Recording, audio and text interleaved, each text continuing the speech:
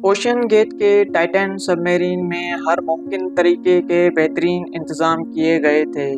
یہ روزانہ کی بنیاد پر آٹومیٹک طریقے سے اپنے اندر پیدا ہونے والی خرابیوں کا خود بخود جائزہ لیتی تھی۔ اس سفر پر نکلنے سے پہلے تقریباً 50 سے زیادہ ٹیسٹ کیے گئے تھے۔ اس سب میرین کو اٹلانٹک اوشن کی گہرائیوں میں یعنی ٹائٹینک کے پاس بھیج کر بار بار ٹیسٹ کیے گئے تھے۔ ٹائٹن سب میرین تقریباً 21 فیٹ لمبی ہے۔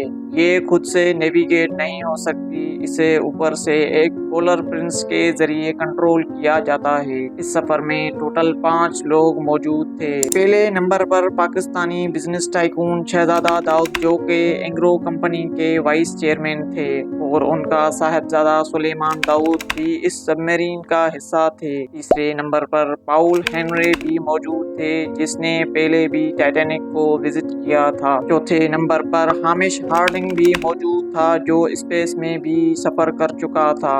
پانچویں نمبر پر اسٹاکٹن رش بھی موجود تھا جو کہ اوشین گیٹ کا CEO بھی تھا۔ یہی 5 لوگ اپنی جان جوکھم میں ڈال کر ٹائٹینک کا ملبہ دیکھنے جا رہے تھے۔ یہ سب میرین پہلی بار 2021 میں اٹلانٹک اوشن کی تہہ میں گئی تھی اور اس وقت ٹائٹینک کے ملبے کو دیکھنے کے لیے اس کا ٹکٹ $2.5 لاکھ ہے، جو کہ اگر پاکستانی روپیز میں دیکھا جائے تو تقریباً 7 کروڑ روپے بنتے ہیں۔ 1912 میں ڈوبنے والا ٹائٹینک جس میں 1500 سے زیادہ لوگ مارے گئے تھے۔ ٹائٹینک ڈوبنے کے بعد کئی سالوں تک ڈھونڈنے کی کوشش کی گئی لیکن اٹلانٹک اوشن کی خراب کنڈیشن کی وجہ سے یہ آسان نہیں تھا کیونکہ سورج کی روشنی اٹلانٹک اوشن کی گہرائی میں نہیں پہنچ سکتی اور یہاں بھٹکنا بہت ہی آسان ہے۔ پھر 73 سال بعد 1985 میں جا کر آخرکار اوشن فلور پہ ٹائٹینک کا ملبہ مل ہی گیا۔ یہ ملبہ اٹلانٹک اوشن کی 4 کلومیٹر گہرائی میں ہے۔ اس جگہ کو مڈ نائٹ زون کہا جاتا ہے جہاں پہ پانی کا دباؤ بہت ہی زیادہ ہوتا ہے۔ جہاں پہ ٹائٹینک کا ملبہ ہے وہاں دباؤ سطح سمندر 300 گنا زیادہ ہوتا ہے۔ 17 جون 2023 کو اس سفر کا آغاز شروع ہونا تھا لیکن پھر موسم خراب ہونے کی وجہ سے اسے ایک دن ڈیلے کیا گیا اور پھر سنڈے 18 جون 2023 کو سفر اسٹارٹ ہوا۔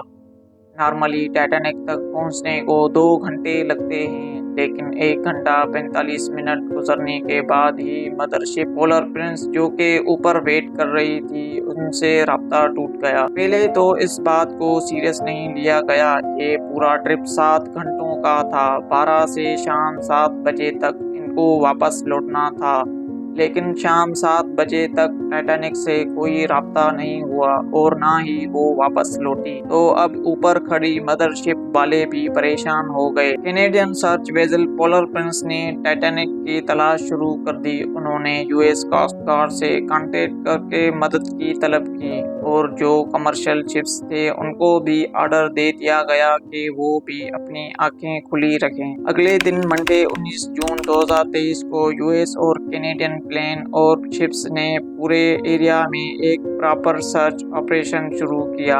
اگلے 2 دنوں تک تلاش جاری رہنے کے باوجود ٹائٹینک کا کچھ پتہ نہ چل سکا۔ اب سب میرین کو لائف ٹائم کھونے کا ڈر پڑتا گیا کیونکہ سب میرین میں آکسیجن ہی 4 دن یعنی 96 گھنٹے کا تھا اور اس وقت 4 میں سے 3 دن گزر چکے تھے لیکن پھر US اور کینیڈا کی سرچ ٹیم نے ہمت نہیں ہاری۔ 22 جون تھرسڈے کو دوپہر 12 بجے کو ROVs کو ٹائٹینک کے ملبے کے پاس بھیجا گیا۔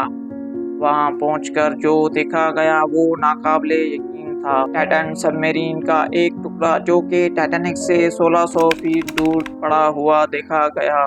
اس کا مطلب صرف یہی تھا کہ سب میرین پانی کا پریشر برداشت نہ کر سکی اور اوشن کی گہرائیوں میں پھٹ گئی اور 4 دن بعد یہ اعلان کر دیا گیا کہ یہ جو 5 لوگ سب میرین کا حصہ تھے وہ اس دنیا میں نہیں رہے۔ اسکور ان سائٹ میں ہمیں دیجیے گا اجازت اور ہمارے YouTube چینل کو ضرور سبسکرائب کیجیے گا۔ اللہ نگہبان۔